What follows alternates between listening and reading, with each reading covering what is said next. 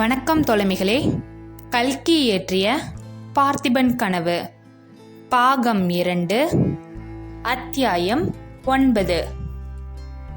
தந்தையும் மகளும். குந்தவி தாயில்லாத பெண். அவளுடைய அன்னையும் பாண்டிய ராஜகுமாரியும் நரசிம்மவர்மனின் பட்ட மகர்ஷியுமான வானமாதேவி குந்தவி 7 வயதாயிருந்த போதே சொர்க்கம் அடைந்தாள். இந்த துக்கத்தை அவள் அதிகமாக அறியாத வண்ணம் சில காலம் சிவகாமி அம்மை அவளை செல்லமாய் வளர்த்து வந்தாள்.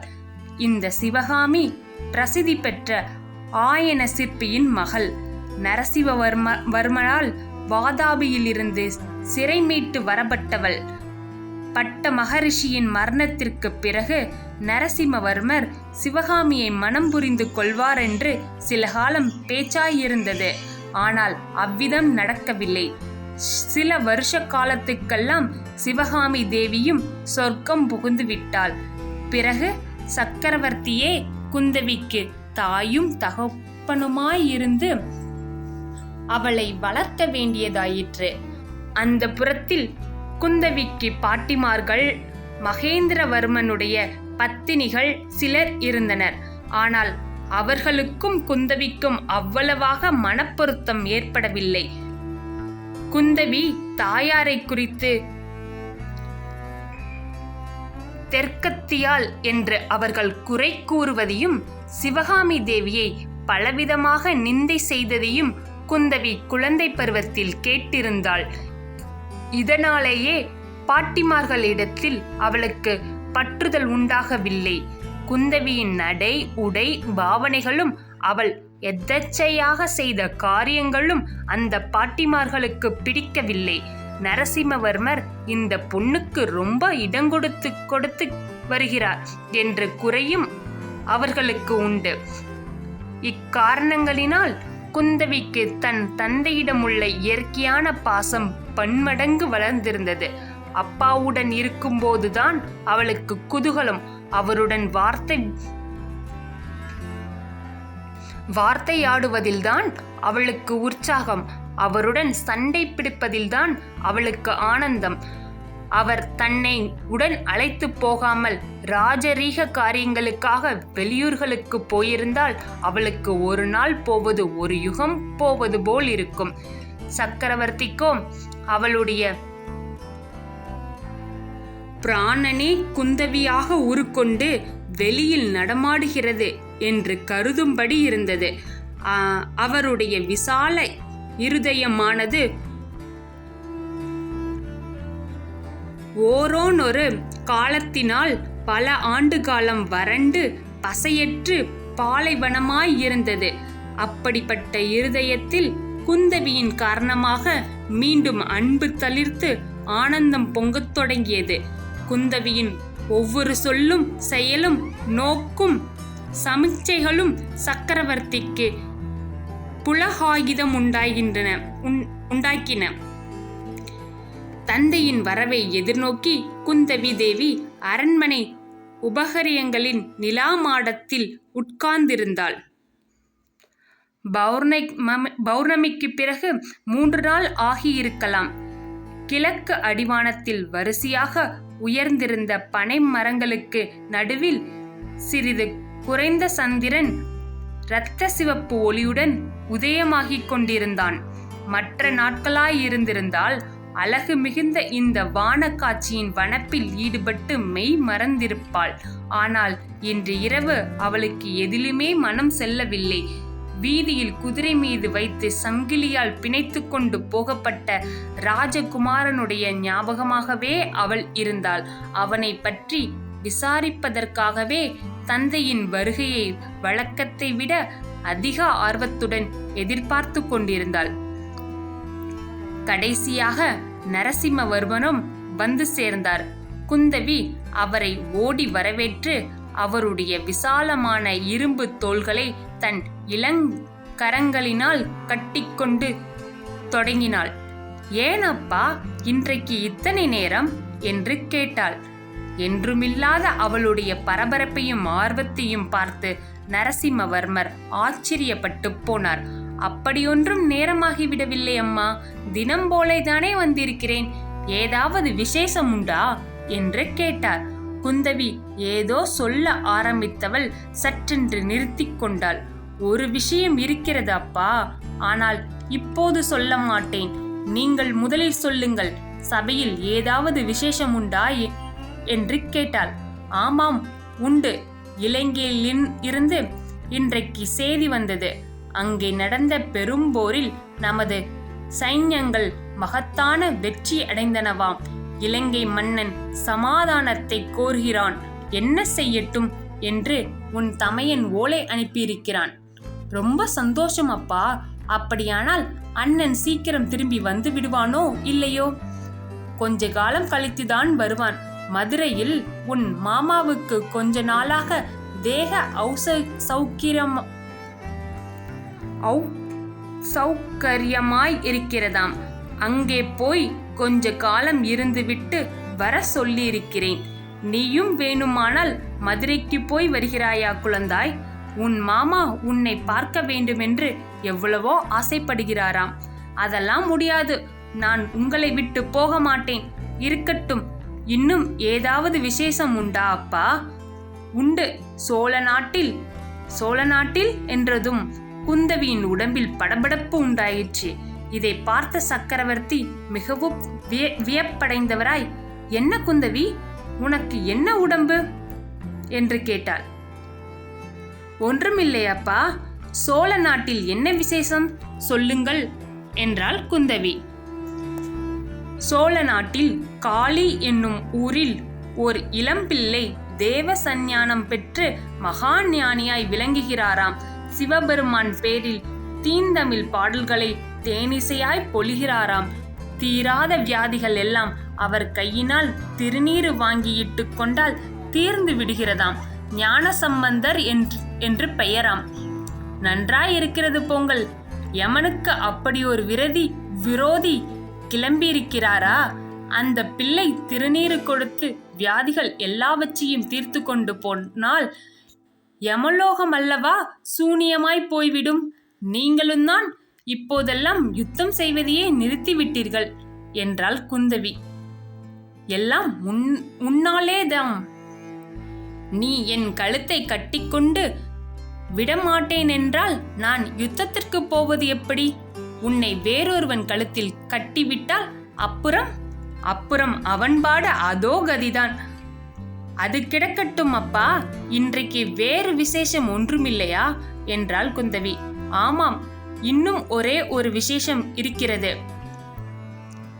கடல் மல்லைக்கு நாம் போயிருந்த போது உறையூரிலிருந்து ஒரு தூதன் வந்தானே, ஞாபகம் இருக்கிறதா? நீ கூட விஷயத்தை கேட்டுவிட்டு அந்த சோழ ராஜகுமாரனை நன்றாய் தண்டிக்க வேண்டும் என்று சொன்னாயே, அவனை சிறைப்பிடித்து இன்றைக்கே கொண்டு வந்து சேர்த்தார்கள். அப்பா, அவனை சங்கிலிகளால் கட்டி குதிரை மேல் வைத்து கொண்டு வந்தார்களா என்று குந்தவி கேட்டாள். ஆமாம், உனக்கு எப்படி தெரிந்தது என்றார் சக்கரவர்த்தி. மதியானம் கோயிலுக்கு போய்க் கொண்டிருந்த போது வீதியில் பார்த்தேன். குந்தவியிடம் வழக்கமில்லாத படபடப்பு அன்று ஏற்பட்டதின் காரணத்தை நரசிம்மவர்மர் அப்போது அறிந்து கொண்டார். ஒருவேளை அவனாதாய் இருக்கும்.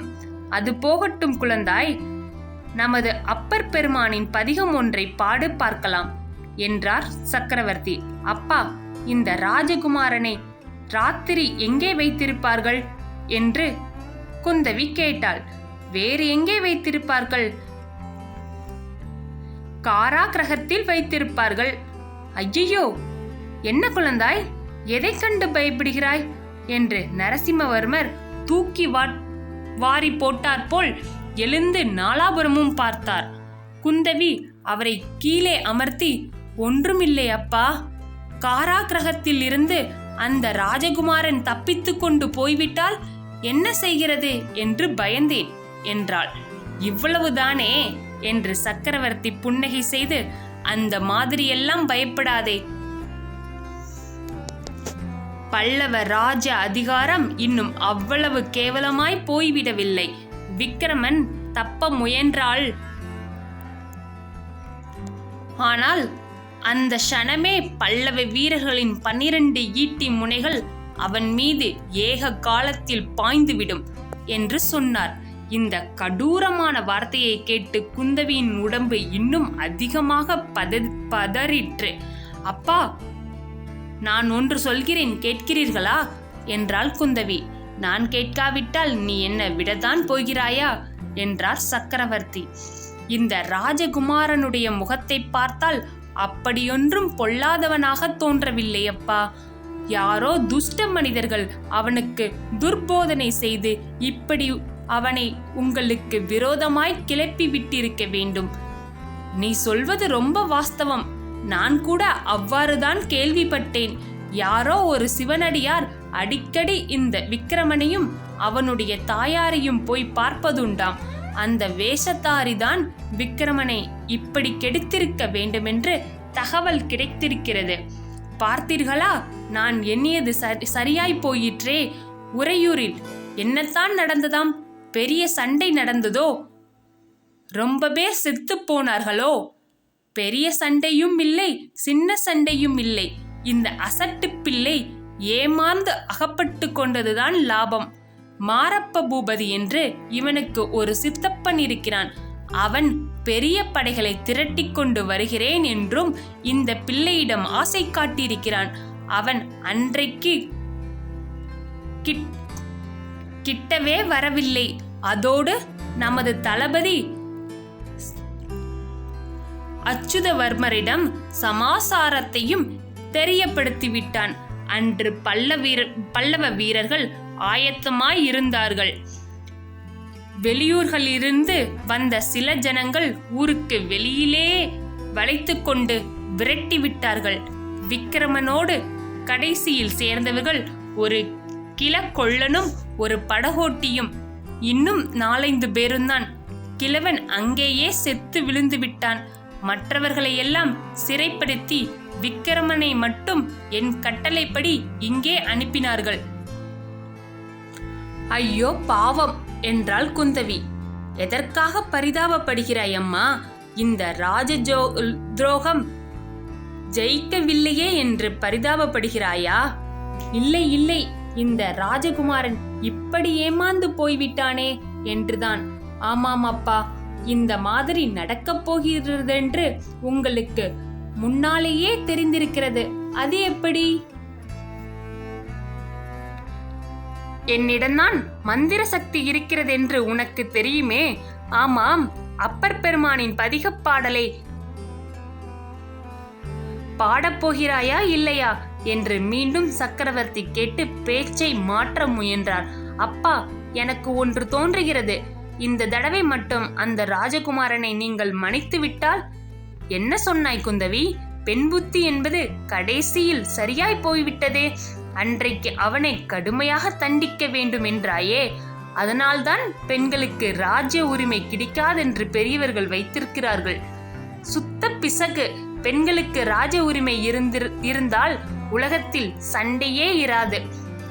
அந்த ராஜகுமாரனை மட்டும் நான் சந்தித்து பேசி நேனானால் அவனுடைய மனதை மாற்றி விடுவேன். முடியுமா முடியாதா என்று பார்க்கலாமா அப்பா? முடியலாம் குழந்தாய், முடியலாம். அவனுடைய மனதை மாற்றுவது உன்னால் முடியாத காரியம் என்று நான் சொல்லவில்லை. உனக்கு முன்னால் எத்தனையோ ஸ்திரீகள் புத்திசாலிகளை அசடுகளாய் இருக்கிறார்கள். வைராக்கியர்களை சீலர்களை பைத்தியமாய் இருக்கிறார்கள். வீரர்களை கோழைகளாய் இருக்கிறார்கள். இதற்கு மாறாக சாதாரண மனுஷன்களை புத்திசாலிகளாகவும் வைராக்கிய புருஷர்களாகவும் வீரர்களாகவும் செய்த ஸ்திரீகளும் இருந்திருக்கிறார்கள். பெண் குலத்திற்கு இந்த சக்தி உண்டு, உண்மைதான்.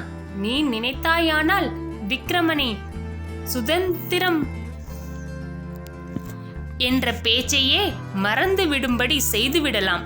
ஆனால் உன்னுடைய சாமர்த்தியத்தை நீ கொஞ்சம் முன்னாலேயே காட்டியிருக்க வேண்டும். அவன் குற்றம் செய்வதற்கு முன் உன் பிரயத்தனத்தை செய்திருக்க வேண்டும். இனிமேல் பிரயோஜனம் இல்லை அம்மா. குற்றவாளியை தண்டித்தே தீர வேண்டும் என்று இன்று விக்கிரமனை சும்மா விட்டுவிட்டால் நாளைக்கு ஒவ்வொரு ஊரிலும் ஒருவன் கலகம் செய்ய கிளம்புவான். அப்புறம் ராஜ்யம் போகிற வழி என்ன? இந்த வார்த்தை புயலில் அகப்பட்ட குந்தவி பதில் சொல்ல தெரியாமல் திகைத்து நின்றாள். சற்று நேரம் பொறுத்து, அப்பா, அவனுக்கு என்ன தண்டனை விதிப்பீர்கள் என்று கேட்டாள். இப்போது சொல்ல முடியாது குந்தவி. நாளைக்கு தர்மாசனத்தில் உட்கார்ந்து விசாரணை செய்யும் போது என்ன தண்டனை நியாயம் என்று தோன்றுகிறதோ அதைதான் அளிப்பேன். நியாயத்திலிருந்து ஒரு அணுவளவேனும் தவறினார்கள் என்று அவசொல் இதுவரையில் பல்லவ வம்சத்திற்கு ஏற்பட்டதில்லை, இனிமேலும் ஏற்படாது என்றார் சக்கரவர்த்தி. நன்றி.